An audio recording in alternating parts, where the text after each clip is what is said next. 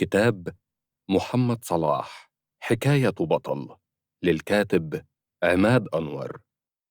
تلك المجنونة الطائشة تدهشك دائما باختياراتها إذا وقع اختيارها على شخص ما. لا تتردد في أن تشير تجاهه وتقول هو ده. نعم، هو الفقير ابن الأسرة المتواضعة، هو من تربى بين البسطاء في حارة ضيقة أو قرية صغيرة، هو من تورمت قدماه من الجري وراء حبيبته وقطع المسافات مشياً، وربما محشوراً وسط العشرات داخل قطار كي يلتقي محبوبته في نهاية الرحلة. يداعبها ويراوغها، تتمنع لكنها لا تعاند، تبتعد لكنها تعود. ليس غريباً أن تربط تلك العلاقة الجنونية، وذلك الرباط المقدس بين بشر وجلد منفوخ، بين لاعب وكرة. كرة القدم الساحرة التي تجذب عشاقها، النداهة التي يتتبع المهاويس خط سيرها إلى حيث لا يدرون، لكنها إذا ما وقعت في غرام أحد قادته إلى عالم المجد. والغريب أن يقع اختيارها دائماً على الفقراء. لماذا تحب كرة القدم الفقراء؟ ولماذا هم فقط من يحتلون النصيب الأكبر بين النجوم؟ البرازيلي بيليه والأرجنتيني مارادونا، وهما أفضل من لمس كرة القدم عبر تاريخها. البرتغالي رونالدو، وغريمه الأرجنتيني ميسي، وكذلك النجم المصري محمد صلاح، وجميعهم من أبناء طبقات فقيرة. هؤلاء نجوم يعرفهم القاصي والداني. من يهتم بكرة القدم أم لا؟ ذاع صيتهم وأصبحوا ملء السمع والأبصار. حتى من اعتزل وغادر المستطيل الأخضر تبقى أهدافه ولمساته الساحرة في الذاكرة. ولعل مجانين الكرة من الجماهير يدعون ليلاً ونهاراً لمخترع الإنترنت، فقد بات بإمكانهم استدعاء أهداف سحرة كرة القدم عبر موقع يوتيوب. يختبئ سر تلك العلاقة بين كرة القدم والفقراء تحت أسفلت الشوارع.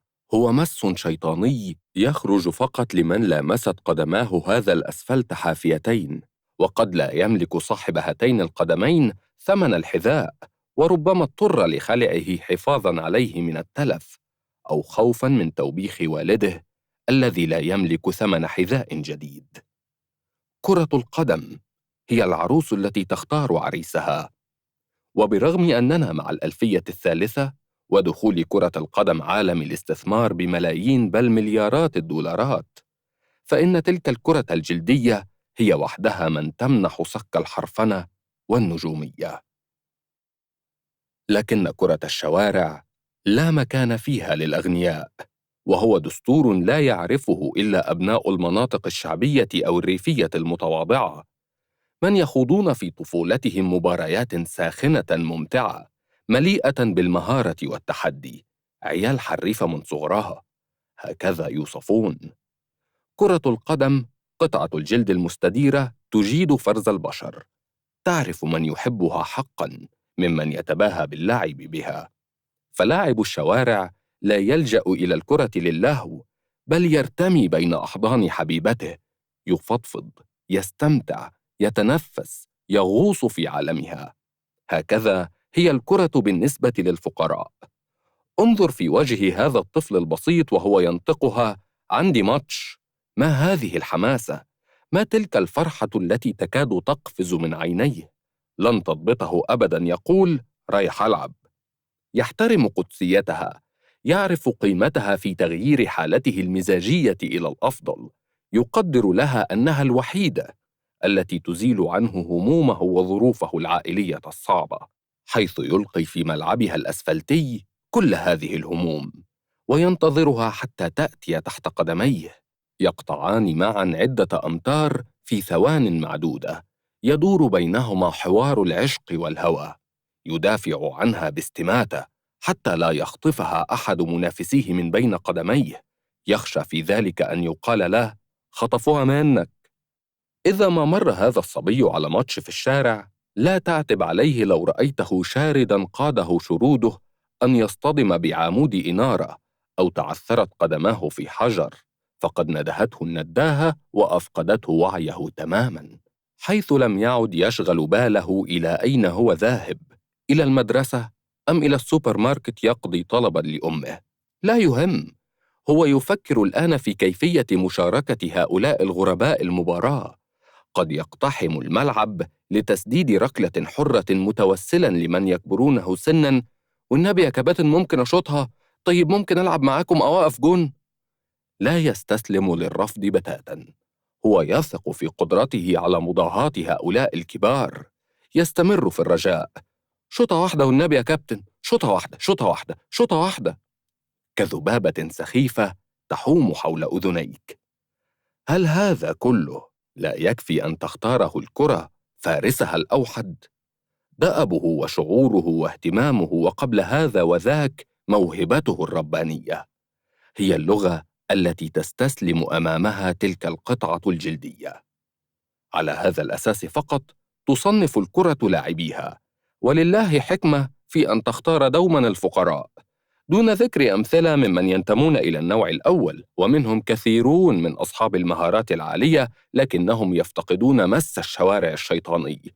تغيب عن أقدامهم آثار إصابة قديمة بسبب اللعب حافياً. أما النوع الثاني هو الذي ينتمي له محمد صلاح.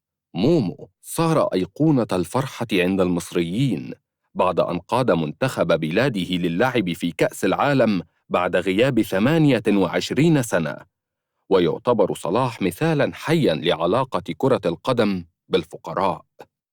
هو ابن قرية فقيرة من قرى محافظة الغربية، ولم يكن له أن يخرج من قريته إلى عالم الشهرة والمال والنجومية إلا أن يمر على الأشواك، ويخوض ذلك المشوار الصعب كمتصوف لا يصل إلى مآربه إلا عبر زيارة أضرحة أولياء الله الصالحين. لعيب ملوش حل، هكذا يصفه المصريون، لكنه قبل أن يصبح هكذا، وقبل أن يسطر اسمه في سجلات الحريفة، كان له تاريخ من المعاناة. وضعته الكرة في اختبار كعروس تريد التأكد من جدعنة ورجولة حبيبها قبل أن يرتبط رسمياً. تعلم أنه فقير، لا يملك المال، وربما تخفي عنه ما ستقدمه له مستقبلاً، أو تبتعد لمسافات ليست قليلة لتختبر دأبه وإصراره. حرفنة صلاح لفتت إليه انتباه الساحرة، لكن نجاحه في الاختبار يرتبط بمشوار يومي مدته 4 ساعات أو أكثر. كان يقطعه من قريته الفقيرة إلى نادي المقاولون العرب، حيث بدأ فيه الرحلة. صبي ينام في القطار على قدم والده الذي يصطحبه إلى النادي، يستيقظ على صوت يناديه: قم يا محمد، وصلنا. وقتها ينسى تعب الرحلة ويتذكر فقط أنه على موعد مع الساحرة. 1. العب بعيد يا حبيبي. باصي باصي، ما تبقاش أناني يا عم انت ليه خرجت من الجون؟ ارجع مكانك. أنا مش كل مرة أقف جون، عاوز ألعب في الهجوم. مفيش حاجة اسمها تسيب الجون، ارجع اقف، احنا مغلوبين، وقلت لك كلنا نبدل مع بعض زي كل مرة. فجأة: العب يا حبيبي بعيد، بلاش صداع، عاوزين ننام، روحوا العبوا في الحوش. حاضر، احنا اسفين، كنا رايحين الحوش بس مستنيين بقية زمايلنا. غادر الصبية، وحاول أحدهم تقمص دور الزعيم، فتحدث إليهم بهمس: قلت لكم تعالوا نباصي لبعض بالراحة وبلاش الصوت العالي، وكمان ما ينفعش نعمل أبواب البيوت جوان. تعالوا نروح الحوش نلعب ضربات جزاء، ولما بقية الناس تيجي نقسم الفريقين. تلك هي كرة الشوارع التي أخرجت كبار لاعبي العالم. فالركض وراء المجنونة المستديرة لساعات هو قمة المتعة بالنسبة للصغار الذين تورمت أقدامهم أملاً في تحقيق حلم ترك لعب الشوارع وصولاً إلى الأندية الكبرى والمدرجات المملوءة بالجماهير. في شارع ترابي ضيق وقف الصبية لرسم تقسيمة المباراة. كل فريق يتكون من لاعبين 2 فقط. لحين وصول باقي الشلة خرجوا من بيوتهم قاصدين نقطة الالتقاء في مشهد يومي متكرر، حيث يلقي كل منهم بحقيبته المدرسية على باب منزله محاولاً اللحاق بالمباراة منذ بدايتها. أمام المنزل نفسه تكون نقطة الالتقاء، وعندما تكتمل المجموعة يهرولون إلى حوش ترابي خال هو ملعب القرية.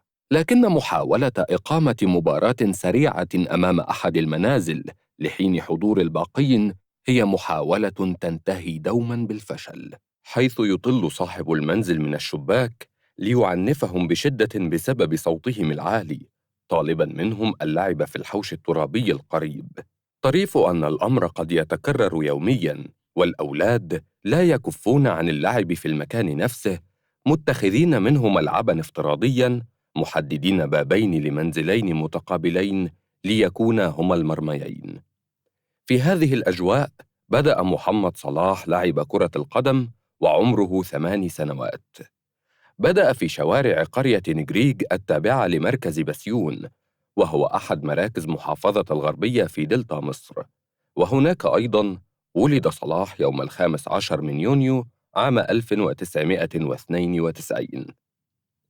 عندما تسير في شوارع نجريج لا يمكن لك أن تتخيل أن تخرج هذه القرية المتواضعة واحداً من أشهر لاعبي كرة القدم على مستوى العالم، بل إن سكان القرية أنفسهم لم يتوقعوا يوماً خروج أحد أبنائها ليتم التنافس عليه للعب في الأندية المصرية الشهيرة مثل الأهلي أو الزمالك. كان أقصى طموحات صلاح أيضاً هو اللعب في أحد الناديين، لكنه حلم بعيد المنال، لأن عينيه لم تر وقتها أبعد من مساحة الملعب الترابي.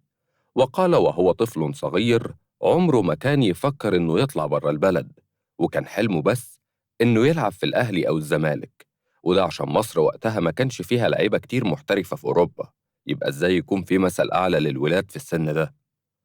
صلاح هو الأخ الأوسط بين أخت أكبر منه وأخ أصغر منه،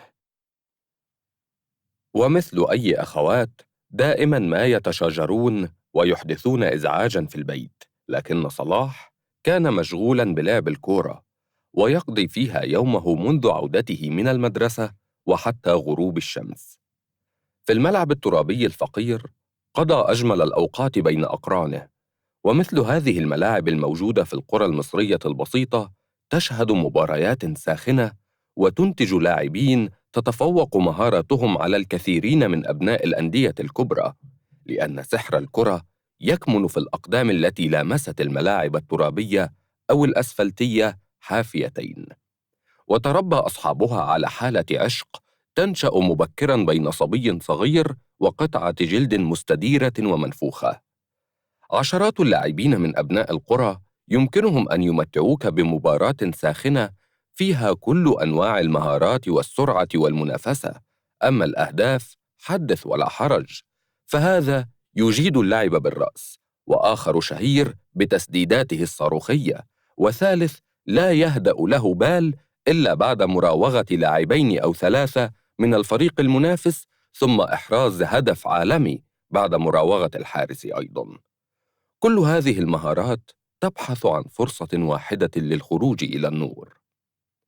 في شمس الظهيرة الحامية يقف الأطفال لتقسيم الفريقين المتنافسين، ويتكون كل فريق من 5 لاعبين، وللاختيار في كرة الشوارع قواعد وأصول، حيث يقف قائدا الفريقين ويختار أحدهما لاعباً واحداً ويختار الآخر لاعباً، وهكذا. البدء في الاختيار قد يتسبب في خلاف بين القائدين، لأن ذلك يعني أن أحدهم سيفوز باللاعب الأكثر مهارة، وبعد أن يكتمل الفريقان يقوم اللاعبون الذين لم يقع عليهم الاختيار بتكوين فريق ثالث والانتظار للمباراة التالية. تقام المباريات بدون لبس موحد أو أحذية استرزات.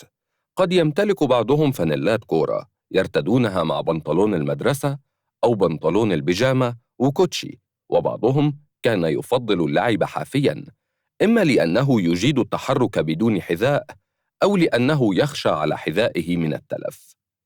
رغبة الصبية في السير على نهج اللاعبين الكبار وأن يكون لكل منهم ستايل يحول الملعب إلى كرنفال، فمنهم من لا يشعر بنجوميته إلا بثني البنطلون إلى فوق الركبة، ومنهم من يأتي بقطعة من جورب قديم ليضعها على كتفه علامة على أنه كابتن الفريق، ومنهم من يرسم علامة ماركة شهيرة على حذائه الأبيض، ماركة باتا. لمتابعة الاستماع إلى هذا الكتاب، حمل تطبيق ستوري تيل من رابط التحميل في صندوق الوصف، واحصل على 14 يوماً مجاناً. لا تنسى ضغط اللايك والاشتراك بالقناة ليصلك كل جديد في عالم الكتب الصوتية.